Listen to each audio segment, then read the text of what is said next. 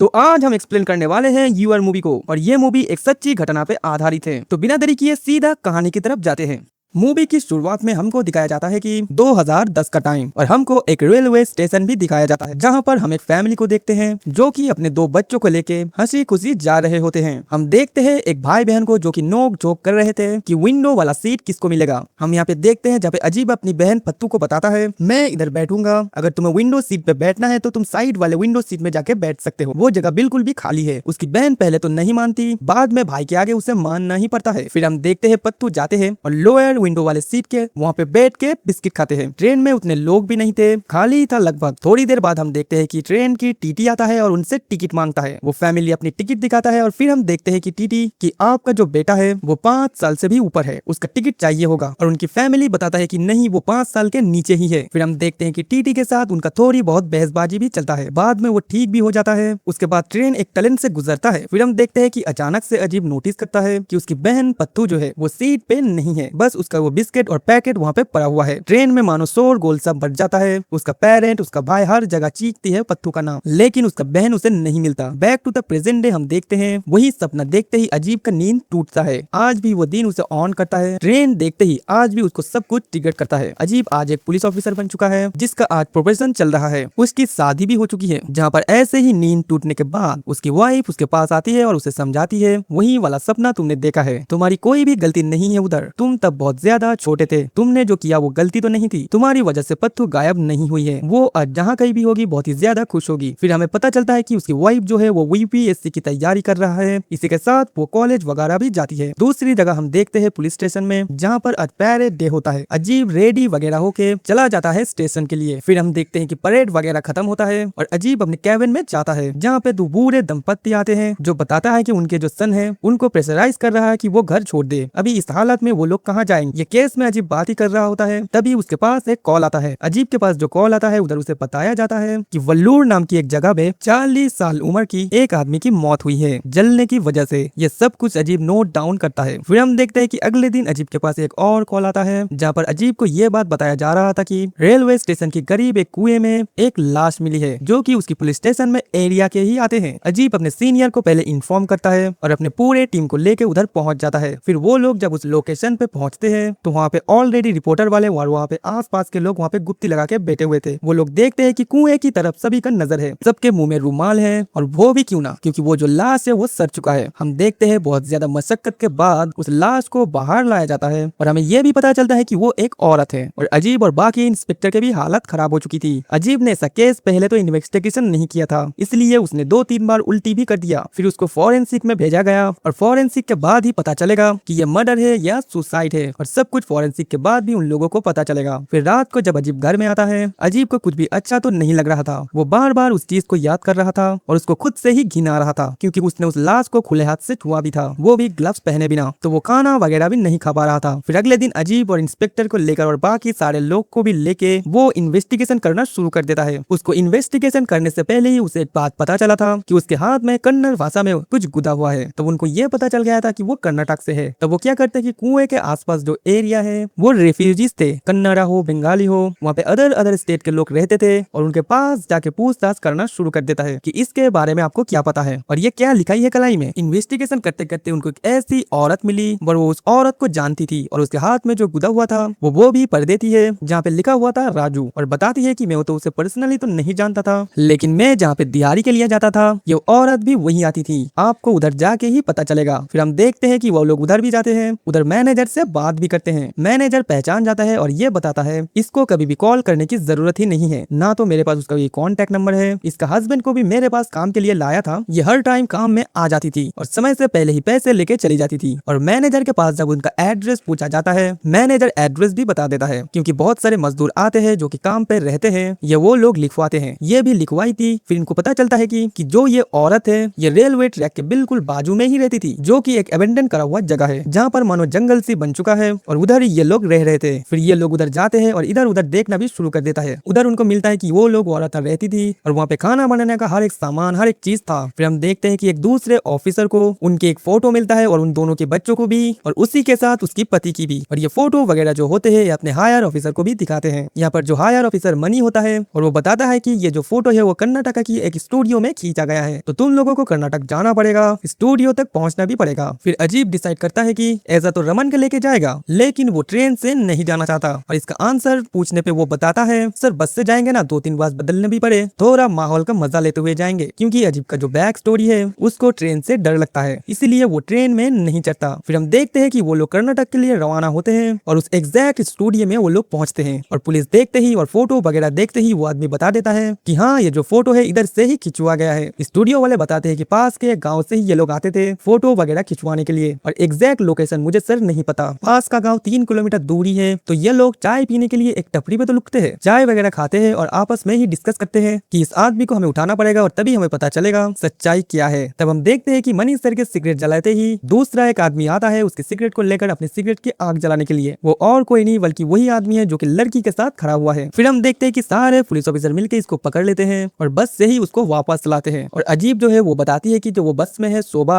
इसकी कुएं में गिरने के लिए मौत हो चुकी थी। ये बात सुनते ही मानो ये आदमी रोने लगता है। वो खुद को राजू बताता है और वो शोभा का पति बताता है अपने आप को। फिर उसे जब पूछा जाता है कि तुम कहाँ थे, उससे तुम्हारा क्या संबंध है, कब से तुम लोग एक साथ हो, तब राजू बताना शुरू करता है कि हमारे गाँव में एक बार बाढ़ आया था, हम लोग उधर से कैसे भी बच के बचाते, हम अलग अलग जगह शेल्टर बना के रह रहे थे। तब एक बस में उसके साथ मुलाकात हुई शोभा के साथ। उसे देखते ही शोभा से मुझे प्यार हो गया, इतनी सुंदर दिखती थी वो। धीरे धीरे उसको भी प्यार होने लगा और हम दोनों में बातचीत भी बढ़ने लगी। बातचीत प्यार में बदल गई और धीरे धीरे हम लोग गरीब भी आ गए। आगे जाके हम लोग शादी भी कर ली और हमारे 1-2 बच्चे भी हुए। लेकिन पेट पालने के लिए तो पैसा कमाना जरूरी है। मैंने खिलौना का भी धंधा करना शुरू किया, लेकिन वो नहीं चला। लेकिन शोभा का एक दूर का रिश्तेदार था उर्मेश, और उन लोगों ने शोभा को बताया कि तुम लोग बल्लू राजा हो, मैं तुम लोगों की रहने की भी जगह कर दूंगा और तुम्हारा पति राजू का भी एक धंधा पानी का व्यवस्था भी कर दूंगा। और शोभा ने भी वही किया। उसने कुछ राजू को लेके और कुछ खिलौने के और बच्चों को लेके वो चले गए बल्लूर, जहाँ पर भुवनेश ने हमें एक घर दिलवाया और उधर ही हम लोग रहने लगे। कुछ टाइम तक तो सब कुछ ठीक ही चला, लेकिन मुझे थोड़ा पीने की भी आदत है। धीरे धीरे वो पीने की आदत थोड़ी से बहुत ज्यादा बढ़ गया। मुझे बहुत टाइम से सर गुगनेश घर चौथा था। गुगनेश मेरे बच्चों को अपने बच्चों की तरह ही मानता था और शोभा से भी बहुत ही अच्छी व्यवहार रखता था। मैं उसे बहुत ही सच्चा दोस्त मानता था। एक दिन क्या हुआ, रात में मैं बहुत घर में लेट करके घर पहुंचता था। उस दिन भी मैंने चरा के ही आया था। मैं घर में घुसते ही देखता हूँ कि घर के अंदर से आवाज आ रही थी, जो कि एक दूसरे के साथ लिपटने में जो आवाज आती है वही आवाज थी। मैं दरवाजे की छोटे की छेद से ये देखता हूँ कि वो दोनों एक साथ गलत काम कर रहे हैं और शोभा को भी इस चीज में अच्छा लग रहा है। मैं वो देखते ही वहाँ से चुपचाप चला गया और अगले दिन मैं अपने बच्चों और पत्नी को लेके ये केरल आ गया, क्योंकि मुझे उस आदमी की शक्ल फिर से नहीं देखना था। कुछ दिन इधर सब कुछ सही चला। तब एक दिन जब मैं काम से लौटा, मैं उधर देखता हूँ भुवनेश को, जो कि मेरे पत्नी के साथ थी, और ये देखते ही मेरा कलेजा ही फट गया। मैं उधर से मैं अपने दोनों बच्चों को लिया और वहाँ से चुपचाप चला गया, क्योंकि मैं उस औरत के साथ एक पल भी नहीं रह सकता। और वो दोस्त जो कि मेरे ही पीछे छुरा भोंक दिया था। ये सब सुनने के बाद भी इनको भी खराब लगा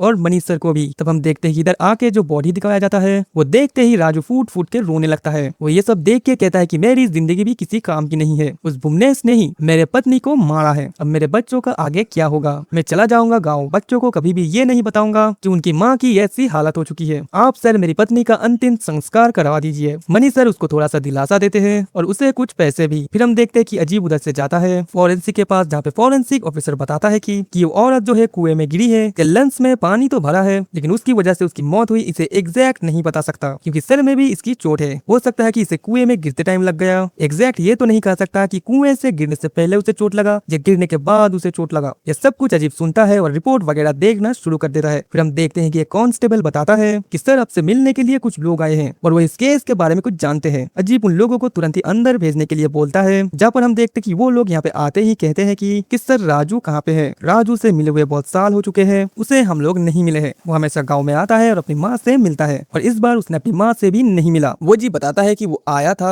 अपनी बीवी की बॉडी को देखने के लिए, फिर अपने बच्चों के पास वो लौट गया। फिर हम देखते हैं कि राजू सिस्टर ये बताती है वो ऐसा नहीं हो सकता है कि वो इधर आएगा और उससे नहीं मिलेगा, मैं उसकी इकलौती बहन। अजीब को भी ये सब कुछ ठीक नहीं लग रहा था, इसलिए वो फोटो दिखाते हैं जहाँ पर वो शोभा को आइडेंटिफाई कर लेते हैं और उनके 2 बच्चों को भी। फिर वो बताती है कि यहाँ पे राजू की वाइफ है और उनकी 2 बच्चों को भी। फिर वो जी दूसरा फोटो को दिखाता है, उस आदमी को उसका पति बताता है और राजू बताता है कि जहाँ पर उसकी बहन और बाकी बाकी लोग भी बताता है कि ये राजू नहीं है, ये दूसरा कोई है। जब राजू की बहन कर अजीब जोर डालता है कि तुम याद करो कहीं से तुम कभी कहीं मिले हो क्या। फिर वो कहता है कि हाँ सर, उसका एक दोस्त है भुवनेश, और इसी आदमी को शायद मैंने देखा था, और मैंने सर सिर्फ एक बार ही देखी थी। और इसे सुनकर मानो अजीब की पैरों तले जमीन खिसक चुका था। और ऑफिसर मनी को जब ये पता चलता है तो उसे बहुत ही ज्यादा गुस्सा आता है, तुमने उस आदमी को ऐसे ही छोड़ दिया। और वो कहता है कि उसके खिलाफ कोई एविडेंस नहीं था और इसलिए मैंने छोड़ दिया। और फिर उन्हें और गुस्सा आ जाता है और वो कहता है कि ये ना हो ये तुम्हारा आखिरी केस हो। और उसके ऑफिसर कहता है कि 24 घंटों के अंदर ये आदमी हमें कस्टडी में चाहिए, और सबकी खटिया खड़ी कर देता है डांट लगा के। फिर ये लोग ढूंढने के लिए निकल पड़ते हैं इस आदमी को ढूंढने के लिए। फिर जो है पुलिस की पूरी टीम भुवनेश को ढूंढने के लिए लग जाता है। थोड़ी देर बाद उसका लोकेशन भी उन्हें पता चल जाता है। वो लोग उस पूजा की तिहार में जाते हैं जहाँ पे वो ताज वगैरह खेल रहा था। पुलिस को देखते ही वो भागने लगा, लेकिन अजीब सर जैसे तैसे करके उसे पकड़ लेते हैं और उसे कस्टडी में भी लाया जाता है और उसे पकड़कर क्वेश्चनिंग किया जाता है कि तुमने झूठ क्यों बोला है। भुवनेश फिर बताता है कि शोभा का जो दूर का रिश्तेदार था वो मैं ही था, और शोभा को मन ही मन में चाहता था, शोभा को भी मैं पसंद था, लेकिन उनके घर वाले कभी भी हमारे रिश्ते को नहीं माने और राजू से उसकी शादी करवा दी। कुछ टाइम तो सब कुछ ठीक था, लेकिन उसके अम्मा ने कॉल किया और बताया कि राजू का ठंडा पानी जो है वो ठीक नहीं चल रहा है भुवनेश, तो अपने पास उसको लेके जा और उसको काम दिलवा दे। मैंने राजू को और औरतों और बच्चों को उनको भल्लोर बुला लिया और राजू को उसका रहने के लिए जगह दिया, और मैंने राजू को काम ही दिया, और वो ब्रेडी पीते हुए अपने घर आता था। शोभा को वो कभी कभी मारता भी था, एकदम घर का माहौल खराब करके रखा था। मैं अपने बच्चों से बहुत प्यार करता था सर, और शोभा से भी। टाइम बीतता गया और शोभा की वो लाचारी में नहीं देख पाया। शोभा को धीरे धीरे मैं थोड़ा हौसला तो देती, पर वो लड़की मानो धीरे धीरे मेरे से उम्मीद लगाई हुई थी, और मैं भी उसकी करीब आने लगा था। पहले तो मैं उसे पसंद करता ही था, धीरे धीरे हमारी नजदीकी और ज्यादा गहरी हो गई और हम लोग और ज्यादा करीब आ गए। फिर एक दिन राजू जब घर को लेट करके पहुंचता है, हम दोनों को एक साथ वो दरवाजे के पीछे से देख लेता है। फिर वो कभी भी सर नहीं लौटा। हम लोग भी उस जगह को छोड़ दिए थे और बच्चों को लेके केरला गए थे। फिर मैं काम धाम सब कुछ सही कर रहा था। एक दिन जब मैं थक हार के घर पहुंचा, शोभा को बोला कि खाना डाल दो, मैं नहा के आ जाता हूँ और बच्चों के बारे में भी पूछता हूँ। फिर मैं जब अंदर आया कि बच्चे मुझे कहीं भी नहीं दिख रहे थे। शोभा से जब मैंने पूछा तो शोभा ने बताया कि खाना खा लो फिर बात करते हैं। फिर मैं जब बच्चों के बारे में ज्यादा पूछने लगा, शोभा ये बताता है कि तुम जिस बच्चे के ऊपर हक जताते हो, जिसका बच्चा था वो तो चला गया। फिर वो बताता है कि बच्चा किसी की बहू। मैं तो उन बच्चों से बहुत ज्यादा प्यार करता था। शोभा ये बताती है कि बहुत सही हुआ, बच्चों को लेके वो चला गया, हम दोनों के बीच में अब कोई नहीं रहेगा, हम दोनों फिर से मजे करेंगे। ये बात सुनते ही मुझे गुस्सा आ जाता है और मैं उसे एक चाटा लगा देता हूँ और वो नीचे गिर जाती है और उसका सर एक जगह पे टकरा जाती है और खून निकलना शुरू हो जाता है और वो नहीं रहती। मैं तो बहुत ज्यादा वहाँ पे रोने लगा था। शोभा को मैं तो मारना ही नहीं चाहता था, मुझसे ये गलती हो गई। मैं क्या करता, खुद को बचाने के लिए शोभा की बॉडी को मैं रात के अंधेरे में उठाता हूँ और एक कुएं में डाल देता हूँ। ये सब कुछ सुनने के बाद केस ऑलमोस्ट सॉल्व हो चुका था। मनी सर भी बहुत ज्यादा खुश थे क्योंकि उसने अपना जुर्म कबूल कर लिया है और सब कुछ सॉर्ट आउट भी हो चुका है। तो आगे जान के क्या पता राजू अपने बच्चों के साथ कहाँ गया है, क्योंकि जुड़ी वगैरह कोई एफआईआर वगैरह दर्ज नहीं हुआ है, तो कोई केस नहीं है, तो इस केस को इधर ही क्लोज कर देते हैं। पुलिस इन्वेस्टिगेशन सॉल्व हो गया, ये जाके न्यूज में बता देते हैं। लेकिन अजीब के मन में अभी भी एक सवाल था कि राजू अपने बच्चों को लेके कहाँ पे गया है। अजीब बार बार इस चीज को सोचे जा रहा था कि आखिर में राजू अपने बच्चों को लेके क्यों चला गया, कहाँ चला गया। फिर वो तो कुछ मिस कर रहा है, वो तो सोच रहा था। तब उसको एक फोटो स्टूडियो के बारे में पता लगता है जहाँ पर उसने पहली बार वो फोटो दिखाया था। उन लोगों ने कंफर्म किया था कि 3 किलोमीटर दूर एक गाँव में, और उस गाँव का नाम जो था वो गल्लूर था। और आप लोगों को याद होगा कि फिल्म की शुरुआत में ही एक कॉल आया था जहाँ पर यह बताया गया था कि बल्लूर की एरिया में एक आदमी की मौत हुई है जिसका उम्र करीब 40 साल के आसपास हो। तो इस केस में बल्लूर नाम जो है उस सिमिलर था, तो उसको ये लगता है कि ये केस से कहीं ना कहीं लिंक अप होगा। फिर वो केस का केस नंबर निकालता है और बल्लूर पुलिस स्टेशन में कॉल करता है और पता करने की कोशिश करता है कि आखिर में वहाँ पे हुआ क्या है। अजीब फिर देर नहीं करता, वो बल्लूर चला जाता है और लोकेशन में भी जहाँ पर यह सब कुछ हुआ था, जहाँ पर उस आदमी की जो लाश मिली थी, जहाँ पर वो देखता है कि उस आदमी की जो मौत हुआ है वो जलने की वजह से हुआ है, कंकल वगैरह पूरा जल चुका है। और उधर वहाँ पे एक पुराने लैम्प का ढक्कन भी मिलता है जो कि पूरा जल चुका है, और पीछे एक दुकान का स्टिकर भी लगा हुआ है। अजीब फिर उस लैम्प का फोटो लेके वो दुकान पे जाता है और दुकान वालों को दिखाते हैं और दुकानदार तुरंत ही पहचान जाता है कि वो बताता है कि वहाँ सर ये मेरी दुकान का ही है, कि एक साथ किसी ने 40 लैम्प ऑर्डर किया था और फिल्म वगैरह की शूटिंग के लिए। अजीब के दिमाग में तब वो क्लिक करता है कि भुवनेश फिल्म स्टूडियो में ही काम किया करता था, ऐसे ही टेक्नीशियन वगैरह का काम वो किया करता था और फिल्म में ये यूज भी हुआ है। और वही जो लैम्प है जो मरने वाले सीन में कनेक्ट हुआ है, भुवनेश के साथ जरूर कुछ संबंध होगा। फिर वो अजीब उस दुकानदार से पूछता है कि ये कौन से फिल्म में यूज हुआ था और कौन कौन डायरेक्टर है और कौन सा क्रू मेंबर है। फिर वो लोग एक ठिकाना देते हैं और वो लोग वहाँ पे जाते हैं, उनके बारे में जानते हैं और धीरे धीरे उनके बारे में ठिकाना भी शुरू कर देता है। एक फिल्म में तो यूज हुआ था जहाँ पे भुवनेश करके आदमी भी काम करता था। टेक्नीशियन की हेड से उसे अजीब ने कंफर्म किया था कि लैम्प वगैरह का जो ऑर्डर है वो भुवनेश ने ही दिया था। भुवनेश को फिर से कस्टडी में लिया गया कि तुम तुम खुद बताओगी कि जो तुमने बताया है तुझ पे तो स्क्रीन पे राइटर होना चाहिए। तो इतने अच्छे से कहानी जो सुनाता है, इस लैम को पहचानता है तू और इस एक्ट्रेस को। अब तू सच में बताएगा कि राजू के साथ तूने क्या किया है। तब मानो उसके होश और आवाज उड़ चुके थे, वो बात ही नहीं कर पा रहा था। मतलब कि उसका जो सच्चाई है वो धीरे धीरे सामने आ चुका था। तब हम देखते हैं कि वो बताना शुरू कर देता है, जिस दिन हम लोग एक साथ करीब आ चुके थे और राजू ने हमको उसी दरवाजे से देखा था। शोभा को लगा था कि राजू ने उन लोगों को देख लिया है। वो बताता है कि ये बात अगर राजू को पता चला तो वो हमें बहुत मारेगा। मैं उससे दिलासा देता हूँ कि कुछ भी नहीं होगा। अगले दिन हम देखते हैं कि भुवनेश को आके शोभा बताती है कि उसको शायद पता चल चुका है, क्योंकि आज जब वो काम के लिए गया मुझे बता के नहीं गया। हर टाइम वो बता के तो जाता है। तो भुवनेश बताता है कि कुछ भी नहीं होगा, मैं उससे बात करूंगा। फिर रात को हम देखते हैं भुवनेश जब घर में आते हैं, उसके घर के अंदर से ही आवाज सुनाई देता है, जहाँ पर राजू जो है शोभा को मार रहा था। वो देखता तो है लेकिन कुछ कर नहीं पाता। वो राजू को बताता है कि दारू लाया हूँ, एक साथ पीते हैं। और शोभा को बताता है कि एक गिलास पानी दे देना। शोभा एक गिलास पानी देता है और दरवाजा बंद कर लेता है। तब वो दारू पीना शुरू कर देता है, जहाँ पर हम देखते हैं कि भुवनेश बताता है कि मैं तेरे बीवी से प्यार करता हूँ, वो भी करती है बहुत टाइम पहले से, तुम लोगों की शादी के आगे से भी, लेकिन तू उससे कुछ नहीं रख पाएगा, हमेशा दारू पी के आता है और उसे मारता है। मैं बच्चों का भी ख्याल रखूंगा। और ये बात सुनते ही मानो राजू को गुस्सा आ जाता है, वो उसे मारना शुरू कर देता है। बाहर लड़ने झगड़ने की आवाज हो रहा था। शोभा ने दोनों बच्चों के ही कान बंद कर दिया। भुवनेश राजू के ऊपर भारी पड़ गया और उसके गले में फांस लगा दिया। तब हम देखते हैं कि शोभा बाहर आती है। शोभा अपनी आंखों के सामने राजू को मरते हुए देखती है और वो देखने के बाद वो खुश होता है मन ही मन। राजू वहाँ पे खत्म हो जाता है। फिर हम देखते हैं भुवनेश जो है राजू को टेम्पो में डाल देते हैं और वही लैंप लेके शोभा के साथ निकल जाता है। और वो सेट वाला लैंप जो कि 20 खरीदे थे और एक लैंप जो है वो सेट से चुराया था, वो लैंप लेके जंगल की ओर जाते हैं। और जंगल में जाते ही उसके ऊपर के सन वगैरह छिड़क देता है और लैंप से आग लगाने वाला होता है। लेकिन जब वो आग लगाने ही वाला होता है, वो लैंप मानो नीचे गिर जाता है और टूट जाता है। इसीलिए वो लैंप अभी भी उधर ही पड़ा हुआ था। पुलिस को उधर से उस लैंप का टुकड़ा पड़ा था और जिसकी वजह से ये केस इधर तक आ चुका है। उसके बाद भुवनेश बताता है कि ये होने के बाद हम उधर से निकल गए थे और इधर आ गए केरला, जहाँ पर रोज रोज की शोभा की चिक चिक बढ़ चुका था कि मुझे तुम्हारे साथ रहना है, शादी करना है, तुम अपना नाम राजू बता दो, भले ही तुम्हारा बीवी बच्चे हो, मुझे कोई फर्क नहीं पड़ता, मुझे सिर्फ तुम्हारे साथ ही रहना है। ये रोज रोज बढ़ चुका था और वो गाँव में जाने की भी जिद करने लगा था। मैंने उसको साफ साफ बताया कि ये मुमकिन नहीं है, लेकिन शोभा मुझे धमकाने लगी कि तुमने ही राजू को जान से मारा है ना, ये मैं सबको बता दूंगा। और ये सुनते ही सर मुझे गुस्सा आ गया और शोभा की गला घोट के उसे मैंने मार दिया। बच्चे साइड में ही सो रहे थे, मैं कुछ सामान लेके घर से निकल जा रहा था। तभी उसकी छोटी बेटी मुझे उठकर बताती है कि पापा भूख लगी है। मैं अपने खाना वगैरह भी खिलाता अपने हाथ से और मैं उधर से उनको लेके जाता हूँ। बहुत सारे मैं अनाथालय में भी गया, किसी ने भी इन बच्चों को नहीं रखा। मैंने सही समझा और उन्हें रेलवे स्टेशन में जाता हूँ। रेलवे स्टेशन में मैं जाता हूँ, जब ट्रेन आता है सर, उनको मैं टॉयलेट के साइड में बैठा देता हूँ और 2 पैकेट बिस्किट दे देता हूँ और मैं बताता हूँ कि एक दूसरे की ध्यान रखना। और ट्रेन से सर मैं उतर जाता हूँ। तब उसकी आगे सर मुझे कुछ भी नहीं पता। भुवनेश के ये बयान के पास पूरा केस जो है ये सॉल्व हो चुका था। सारे गुप्त सुलझ चुके थे कि उसने दोनों को जान से खत्म किया है। लेकिन अजीब को वो बात सताई जा रही थी कि 2 बच्चे कहाँ गए। जिस ट्रेन में उसने उसे बताया था वो ट्रेन मुंबई जाने वाली थी और मुंबई जाने वाला हर एक जगह अजीब खुद जाता है और अलग अलग अनाथालय जाके वो पूछताछ करता है। आरपीएफ वगैरह से भी वो पूछता है, लेकिन उसके हाथ में कुछ भी नहीं लगता है। वो पुलिस स्टेशन में भी फोटो वगैरह अपलोड करवाता है, लेकिन उसके हाथ में कुछ भी नहीं आता। ऐसे ही बहुत टाइम बीत जाता है, लेकिन अजीब के दिमाग से वो चीज नहीं जा रहा था। फिर हम देखते हैं कि मुंबई की डिपार्टमेंट से कॉल आता है, जहाँ पे हम देखते हैं कि सीनियर ऑफिसर कृति उन्हें कॉल करता है। वो बताती है कि धारावी की एक शेल्टर में हम दोनों ने आइडेंटिफाई किया है, अब चाहे तो आप दोनों यहाँ आके उन दोनों बच्चों को आइडेंटिफाई कर सकते हो। अजीब एक चांस और लेना चाहता है, इसलिए वो अपना साथी मनी को लेके उधर से निकल जाते हैं। और ये अनऑफिशियल था क्योंकि केस तो कब का सुलझ चुका था और उन दोनों बच्चों का क्या हुआ किसी को कोई मतलब ही नहीं था। अजीब के लिए था उन दोनों बच्चों का। अजीब फिर सीनियर ऑफिसर से मिलता है और सब कुछ बताता है कि इसकी बैक स्टोरी क्या है। तब वो बताती है कि ये ऐसे शेल्टर में है हेलो और उनसे गलत काम भी किया जाता है। हम लोग उधर जाएंगे और उन तुम दोनों बच्चों को आइडेंटिफाई करना जो दोनों बच्चे तुम्हारे केस से जुड़े हुए हो। तब हम देखते हैं कि अजीब ये बताता है, अगर हम बताती है कि कहाँ पर इन बच्चों को रखा गया है उन लोगों के साथ गलत होता है, तब आप लोग क्यों नहीं रोकते। तब कृति बताती है कि हमको बैलेंस करना पड़ेगा, तुमको समझना पड़ेगा कि हम लोग सिस्टम के अंदर है, अगर हम लोग सिस्टम के बाहर कुछ करने के लिए जाएंगे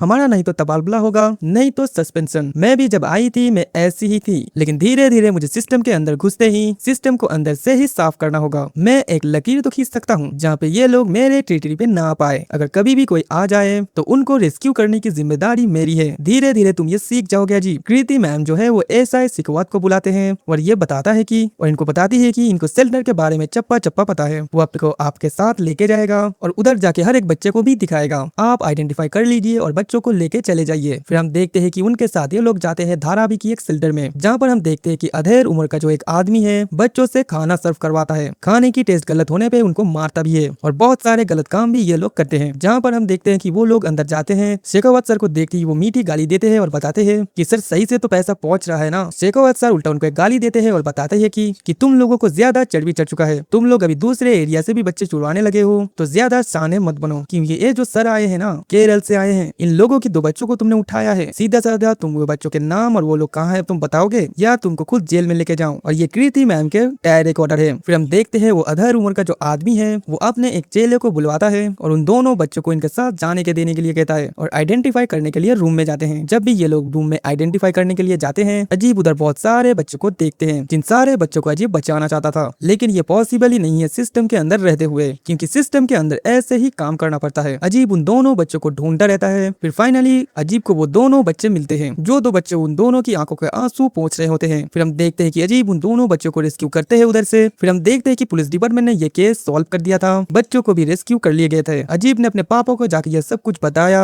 और इसी के साथ ये स्टोरी भी खत्म हो जाता है। वीडियो पसंद आए तो लाइक शेयर सब्सक्राइब और एक हाई भी मत दीजिए।